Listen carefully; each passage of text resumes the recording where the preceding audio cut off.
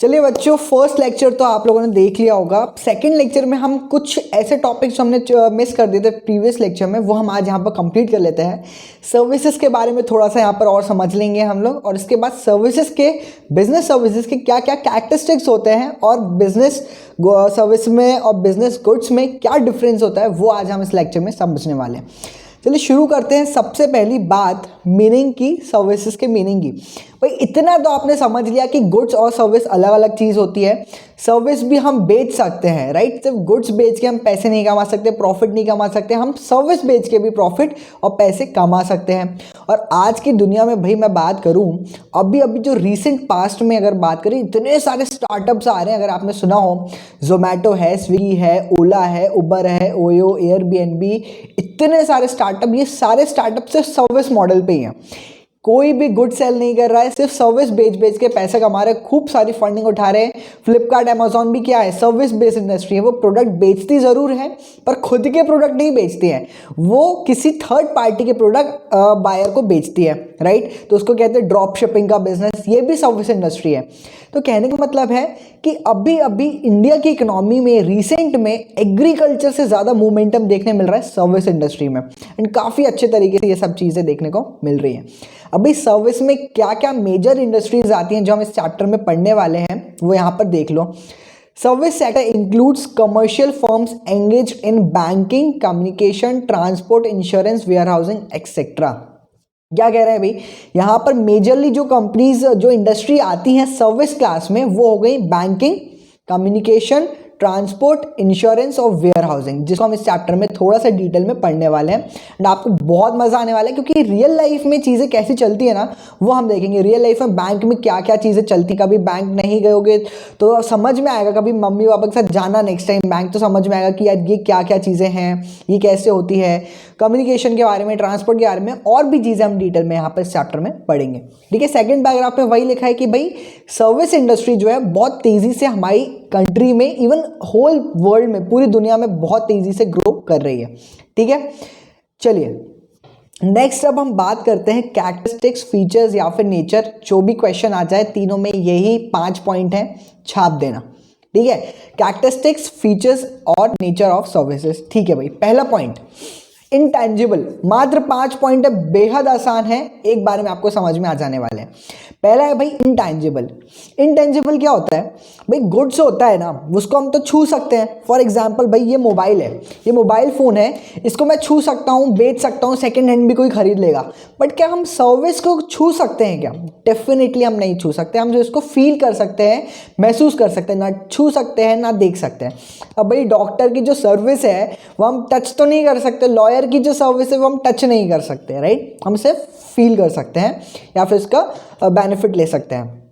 Clear है। तो tangible हमने अकाउंट्स में ही पढ़ा होगा, टैंजिबल एसेट्स होते हैं, इंटैंजिबल एसेट्स होते हैं। सेम वहीं पर सेम लॉजिक यहाँ पर भी आपको यूज करना है। टैंजिबल वर्ड का इंटैंजिबल मतलब यही यहाँ पर है, right. Second, lack of homogeneity और इनकंसिस्टेंसी। भाई ये वर्ड ना अपने हृदय में अच्छे से बैठा लो। होमोजेनिटी और हेट्रोजेनिटी एक वर्ड है, आपको बहुत जगह सुनने को मिलेगा। होमोजेनिटी का सिंपल सा मतलब होता है भाई कि चीज़ों सेम होना। फॉर एग्जाम्पल मेरे को चाहिए हल्दीराम का नमकीन, क्या चाहिए, हल्दीराम का नमकीन, और मेरे घर के पास या मेरे ऑफिस के पास 5 किराने की दुकानें हैं, जनरल स्टोर है। अब मैं किसी भी दुकान पे चले जाऊं, अगर वो हल्दीराम का नमकीन रखता है तो मुझे वही सेम नमकीन मिलेगा कि अलग मिलेगा? सेम नमकीन मिलेगा। दैट इज होमोजेनिटी, कि हर दुकान पे वो चीज़ same same same same same मिलेगी। That is homogeneity. अब फॉर एग्जाम्पल मैंने उनको बोला कि भाई 1 किलो खुला जो नमकीन होता है ना, जो डब्बे में वो लोग रख लेते हैं, वो खुला नमकीन आप मुझे आधा किलो दे दो, तो उसने तौल के आधा किलो नमकीन दे दिया। तो भाई अगर वो खुला नमकीन मैं ले रहा हूँ तो हो सकता है हर दुकान पे अलग अलग नमकीन मिले, राइट। टेस्ट अलग हो, रेट अलग हो, क्वालिटी अलग हो सकता है। तो दैट इज हेट्रोजेनिटी, अलग अलग होना। तो क्या होता है, जो सर्विस होती है उसमें होमोजेनिटी लैक करती है। होमोजेनिटी मतलब कंसिस्टेंसी नहीं रहती। फॉर एग्जाम्पल मान लीजिए आपको किसी डॉक्टर ने सर्विस दी, ठीक है। अब आप किसी दूसरे डॉक्टर के पास जाओगे तो वो अलग तरीके से आपको ट्रीट करेगा। हो सकता है एक पर्टिकुलर डॉक्टर के पास जाने के लिए, उससे मिलने के लिए आपको आधी घंटा वेट करना पड़ा हो, दूसरे डॉक्टर ने आपको 5 मिनट में बुला लिया क्योंकि वो आपका फ्रेंड था। तो सर्विसेज वही मिल रही हैं, वही डॉक्टर की सर्विस मिल रही है, पर कहीं पर आपका एक्सपीरियंस अलग है, कहीं अलग है। अरे भाई इतना ही नहीं, सेम डॉक्टर के पास अगर आप आज गए, हो सकता है वो अभी आपको बहुत अच्छे से ट्रीट कर रहा है, और वही डॉक्टर के पास कभी 1-2 महीने बाद गए, हो सकता है उसका मूड ऑफ है तो उसने अच्छे से ट्रीट नहीं किया। या फिर डॉक्टर के अलावा हम पीवीआर का एग्जांपल लेते हैं। आप मूवी देखने जाते हैं ना, तो भाई मूवी देखने अगर आप जाओगे तो आपकी जो सर्विस है, आपको जो सर्विस मिली है पीवीआर में, हो सकता है वो इस बार अलग मिली हो और पिछली बार आप जब गए थे वो तब बेहतर हो, राइट। तो होमोजेनिटी लैक करता है सर्विस में, राइट। तो हम सेम चीज़ें हमेशा नहीं दे सकते हैं, correct. Third point, inventory. Inventory का मतलब क्या भाई, अगर मैं मोबाइल मैन्युफैक्चर कर रहा हूँ तो मैं उसको प्रोड्यूस करूँगा, उसका प्रोडक्शन करूँगा, और मैं जब उसको स्टोर कर सकता हूँ, जब डिमांड आ गई उसको बेच दूंगा। सर्विस के केस में क्या आप ऐसा कर सकते हैं? डेफिनेटली नहीं कर सकते। क्यों नहीं कर सकते भाई? आप सर्विस को क्या स्टोर करोगे? नहीं कर सकते। क्या आप डॉक्टर अपनी सर्विस को स्टोर कर सकता है? नहीं कर सकता। लॉयर अपनी सर्विस को स्टोर कर सकता है कि भाई आज मैं खूब सारी मेहनत कर लेता हूँ, खूब सारी सर्विस को स्टोर कर लेता हूँ, कल जितने भी पेशेंट आएंगे सबको यही दवाई दे दूंगा। कर सकते हैं क्या? नहीं कर सकते, राइट। तो सर्विसेज को हम स्टोर नहीं कर सकते, हमें रियल टाइम में ही वो सर्विस देनी पड़ेगी। चलिए समझ में आ गया। थर्ड पॉइंट बहुत आसान है, नॉन ट्रांसफरेबिलिटी और इनसेपरेबिलिटी। इसका मतलब क्या है भाई? एक बात बताओ मुझे, आप पीवीआर गए, अपने बहुत दिनों से क्रेविंग थी या फिर अब बहुत दिन से मन था आपका कहीं बाहर जाके मूवी देखने का अपने फ्रेंड्स के साथ, ठीक है। लॉकडाउन हो गया भाई, इतना सारा सब हो गया हमारे साथ इतना, तो अब आप गए मूवी देखने के लिए, ठीक है। अब आपका जो मूवी का एक्सपीरियंस था, जब आप वापस घर आए, आपके छोटे भाई बहन आपसे झगड़ने लगे कि भैया गलत बात है यार, आप या दीदी आप अकेले अकेले अपने फ्रेंड्स से चले गए, मुझे लेके नहीं गए। तो क्या आप ऐसा कर सकते हो कि भाई ले पीके की तरह हाथ पकड़ा, ये ले मेरा एक्सपीरियंस, तू भी फील कर ले, तू भी खुश हो जा? ऐसा कर सकते हो क्या भाई? नहीं कर सकते। आप ट्रांसफ़र नहीं कर सकते सर्विस को, बट क्या गुड्स को ट्रांसफ़र कर सकते हो? डेफिनेटली। आपने एक नया मोबाइल फ़ोन खरीदा, फिर क्या होगा कि भाई वो नया मोबाइल फ़ोन जब ख़राब हो जाएगा, ऐसी स्थिति में आ जाएगा, तो वो आपके छोटे भाई के पास ट्रांसफ़र हो जाएगा। तो भाई गुड्स तो आप ट्रांसफ़र कर सकते हो, पर सर्विस को ट्रांसफ़र नहीं कर सकते। बेहद क्लियर है, बहुत आसान है, वेरी गुड। कस्टमर्स पार्टिसिपेशन और इन्वॉल्वमेंट इज इंपॉर्टेंट। क्या कहा भाई? मूवी देखने जाना है तो आपको वहाँ विजिट करना ही पड़ेगा। अमेजोन की तरह होम डिलीवरी नहीं हो सकती ना पीवीआर के एक्सपीरियंस की। बस यहाँ पर भी वही बोल रहे हैं कि कस्टमर पार्टिसिपेशन या इन्वॉल्वमेंट इज़ वेरी इंपॉर्टेंट। अब आपको भाई कहीं टूर पे घूमने जाना है शिमला, अब शिमला की होम डिलीवरी तो नहीं कर सकते ना कि भाई बर्फ़ भेज दें आपको, 5 किलो बर्फ़ ले लो इस शिमला की, नहीं हो सकता। बट आपको वहाँ जाना पड़ेगा, विजिट करना पड़ेगा। आपका इन्वॉल्वमेंट भी ज़रूरी है सर्विस के केस में। कोई भी सर्विस लो, अगर आप कहीं पर घूमने जा रहे हैं तो होटल की बुकिंग करेंगे, तो भाई होटल बुक करोगे तो आपको वहाँ होना ज़रूरी है। होटल बुक करके पैसे दे दो पर एक्सपीरियंस तो नहीं मिलेगा ना। बस यहाँ पर भी वही कहना चाह रहे हैं। 5 पॉइंट है, 5 पॉइंट में सर्विस के कैरेक्टरिस्टिक्स कह लो, फीचर्स कह लो, नेचर कह लो, यहाँ पर अपन ने समझा दिया। बस फटाक से देख लेते हैं भाई। पहला, इंटेंजिबल, छू नहीं सकते, राइट। लैक ऑफ होमोजेनिटी, हर बार अलग अलग मिलेगा, हर जगह अलग अलग मिलेगा, सेम टू सेम डिट्टो नहीं मिलेगा। इन्वेंट्री स्टोर नहीं कर सकते भाई। नॉन ट्रांसफरेबिलिटी और इनसेपरेबिलिटी, ट्रांसफर नहीं कर सकते अपने छोटे भाइयों बहनों को। और कस्टमर पार्टिसिपेशन बेहद ज़रूरी है। बहुत आसान है, आई होप समझ में आ गए होंगे। आगे बढ़ते हैं। ये भाई क्या है? एक बैंक है, ठीक है, डिजिटल बैंक ऑफ सिंगापुर कहते हैं, डीबीएस बैंक है, ऑनलाइन चलता है। अब यहाँ पर देखो आप सर्विसेज किस तरीके से दी जा रही है। एक एक काउंटर पे एक एक व्यक्ति है, कोई हो हा नहीं है, कोई ज़्यादा भीड़ नहीं है, बहुत अच्छी सर्विस मिल रही है। और वहीं आप कहीं ऐसी बैंक में पहुँच जाओ जहाँ पर लंच टाइम होने वाला हो, तो कैसी हालत हो जाती है। तो कहने का मतलब क्या है, इस दोनों बैंक है, दोनों अपनी अपनी सर्विस देती हैं, बट दोनों में बहुत डिफरेंस है। तो ये होमोजेनिटी के लिए मैंने आपको यहाँ पर एग्जाम्पल दिया था। आई होप आपको समझ में आ गया होगा, ठीक है। दो बैंक घुमा दिए भाई मैंने आपको आज। चलो, गुड्स वर्सेस सर्विसेज। अब गुड्स और सर्विस में डिफरेंस क्या है वो हम समझ लेते हैं। तो बहुत आसान है, आधी चीज़ें तो हम पढ़ चुके हैं, मैं नहीं भी पढ़ाऊंगा ना ये पॉइंट, डेफिनेटली थोड़ा सा दिमाग लगाओगे ना, बिना पढ़े भी आप एग्जाम में ये लिख लोगे। चलो देख लेते हैं कितने पॉइंट है, 4 5 6 7 7 पॉइंट्स हैं, ठीक है। ये 7 पॉइंट्स को हम एक एक करके समझ लेते हैं। सर्विसेज और गुड्स, इंटेंजिबल, ये हम समझ चुके हैं, इंटेंजिबल का एक बार पढ़ लेते हैं। Services are intangible, goods are tangible. Goods को हम टच कर सकते हैं, देख सकते हैं, बट सर्विसेज को हम टच नहीं कर सकते एंड देख नहीं सकते। तो पहला क्या हो गया, इंटेंजिबिलिटी, ठीक है। Goods are tangible, services are intangible. Second, inventory, no requirement to maintain inventory. Requirement क्या नहीं है भाई, आप कर भी नहीं सकते, ठीक है। सर्विसेज केस में आप इन्वेंट्री मेंटेन नहीं कर सकते और उसकी ज़रूरत भी नहीं पड़ती है, ठीक है। उसके अलावा अगर हम बात करें गुड्स की, इन्वेंट्री मस्ट बी मेंटेन। भाई इन्वेंट्री मेंटेन तो करनी ही पड़ेगी ना, आप बिना इन्वेंट्री मेंटेन कैसे कर सकते हो।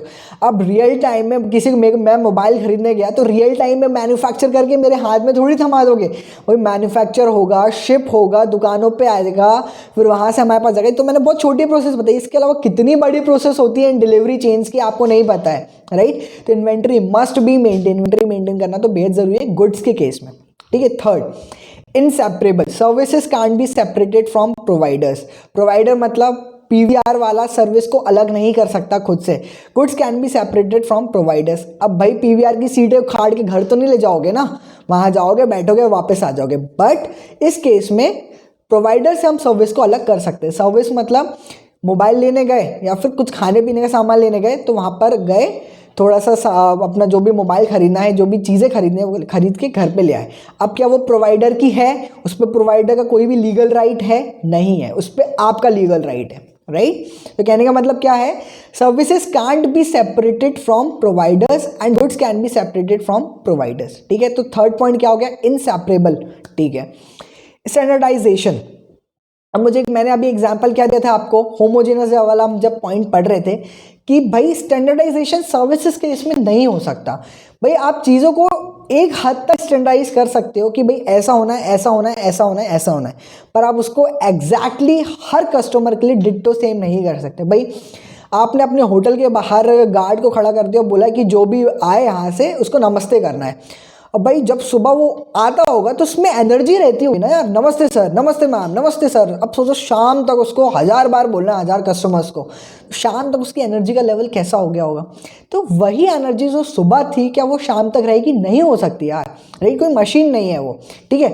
It is difficult to standardize and maintain quality, it's very difficult. Even आप खाना बना रहे रेस्टोरेंट्स में, मेजरली टेस्ट हमेशा सेम मिलता है अगर बहुत अच्छे रेस्टोरेंट्स हैं, पर उनमें भी कहीं ना कहीं माइन्यूट चेंजेस मिल जाते हैं, राइट। तो आप चीज़ों को स्टैंडर्डाइज कर सकते हो, प्रोसेस बना सकते हो, पर सबको सेम चीज़, सेम फील नहीं दे सकते।